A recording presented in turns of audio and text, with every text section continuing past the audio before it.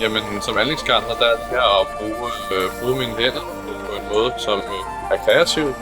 Jamen, vi går på Ida, inde på Kalvebod Brygge, Idas hovedkvarter, og er i gang med at lave nye grønne udområder.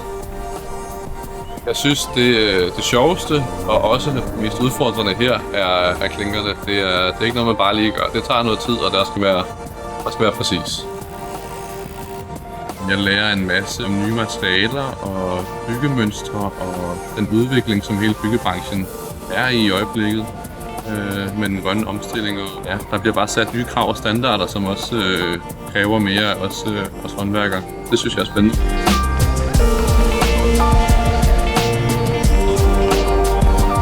Bare springe ud i det. Tag kontakt ned til Optimus, og så kommer du på det. Der er rig mulighed, der er masser af projekter.